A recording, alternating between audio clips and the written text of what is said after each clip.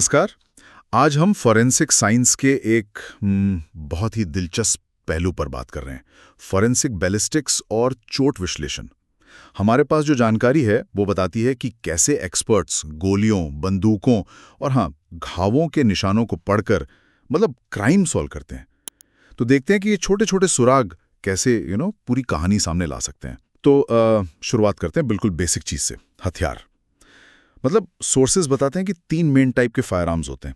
Handgun हैं, पिस्तौल, revolver, फिर लंबी दूरी वाली राइफलें और शॉटगन जिनमें छर्रे होते हैं। लेकिन सिर्फ हथियार का टाइप जानना ही काफी नहीं है।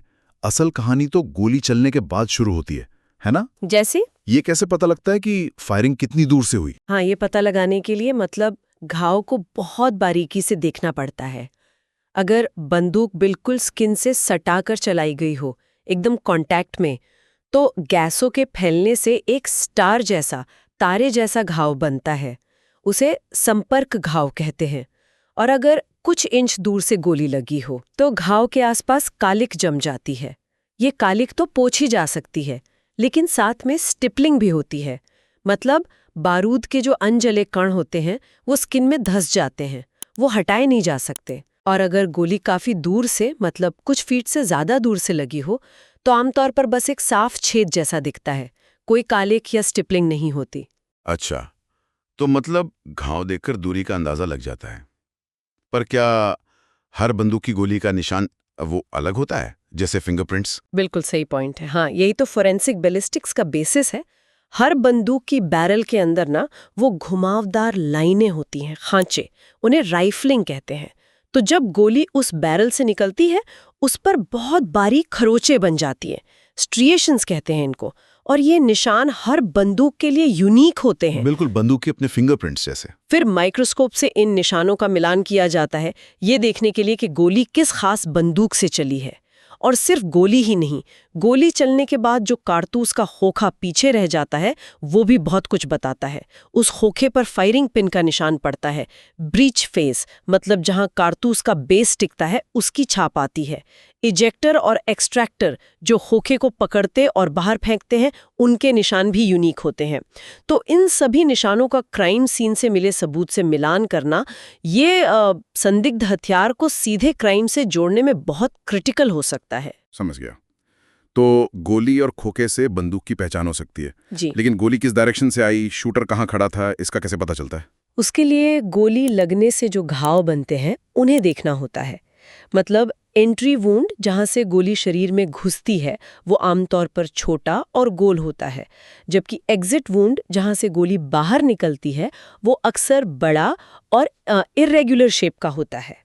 तो इन घावों की लोकेशन और बनावट देखकर, और कभी-कभी वो ट्रेजेक्टरी रॉड या लेजर का इस्तेमाल करके गोली के रास्ते का एंगल पता करते हैं।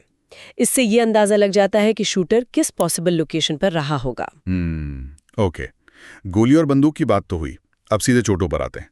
सोर्सेस कह रहे हैं कि ये सिर्फ घाव नहीं, ये तो सबूत हैं। वो कैसे? हाँ, देखिए, चोट का टाइप हथियार बता सकता है। जैसे चाकू का घाव बंदूक की गोली के घाव से बिल्कुल अलग होगा, है ना? फिर घावों की संख्या और गहराई से ये आइडिया मिलता है कि कितनी फोर्स यूज हुई और इंटेंशन क्या था।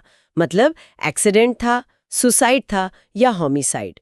अगर हाथों पर बचाव के निशान मिले, डिफेंसिव जून्स, तो साफ है कि विक्टिम ने संघर्ष किया था। और अगर शरीर पर नील पड़े हों, कंट्यूजन जिसे कहते हैं, तो ये साबित करता है कि चोट लगने के टाइम वो व्यक्ति जिंदा था। और पीड़ित के कपड़ों का क्या रोल होता है? उनसे भी कुछ पता चलता है? कपड़े, हाँ, कपड़े बहुत जरूरी हो सकते हैं। उन पे गनशॉट रेजिड्यू, GSR मिल सकता है। उससे फायरिंग की दूरी का अंदाजा और कंफर्म हो जाता है। अगर कपड़ों पर चाकू के कट्स हैं तो उनकी तुलना शरीर के घावों से करके हथियार का एंगल पता चल सकता है। या ये भी कि घटना के वक्त कपड़े कैसे पहने हुए थे। कपड़ों में गोली के छेद का साइज गोली के कैलिबर को कंफर्म कर सकता है। और अगर छेद के किनारों पर कपड़े के रेशे पिघले हुए मिले, तो ये इशारा है कि गोली बहुत नजदीक से, क्लोज रेंज से चली थी। हथियार, घाव, कपड़े, ओके। और खून के निशान? क्राइम सीन पर जो खून बिखरा होता है वो क्या कहानी कहता है? बिल्कुल, खून के धब्बे, ब्लड स्टेन पैटर्न एनालिसिस, ये बहुत अहम है। खून कैसे बहा है उसका पैटर्न बता सकता है कि विक्टिम किस पोजीशन में था या कैसे मूव किया। जैसे ग्रेविटी की वजह से खून नीचे बहेगा, है ना।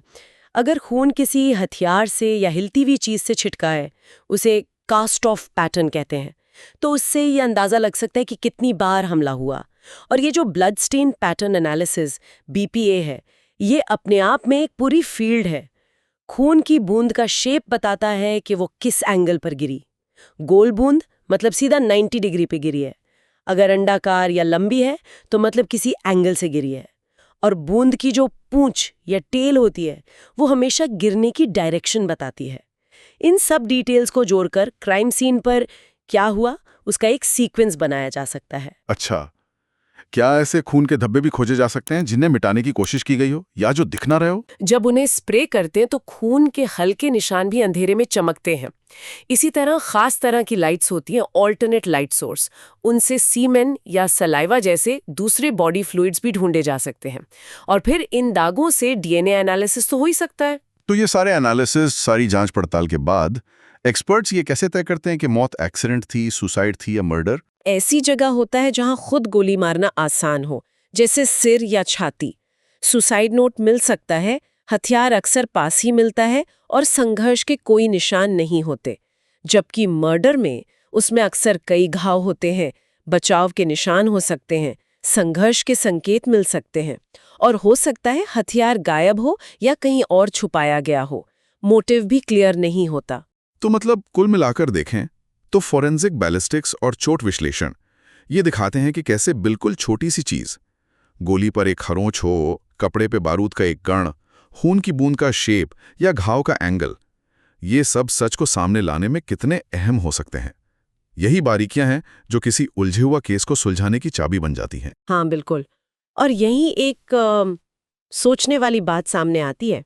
जैसे जैसे टेक्नोलॉजी एडवांस हो रही है, क्या ये एनालिसिस भविष्य में और भी सटीक और भी फूल प्रूफ हो पाएंगे, या फिर यही एडवांस टेक्नोलॉजी अपराधियों को धोखा देने के, बचने के नए और शातिर तरीके भी सिखा देगी? वाकई सोचने वाली बात है। खैर, इस पर विचार करते हैं। आज के लिए इतना ही, अगली बार फिर मिलेंगे।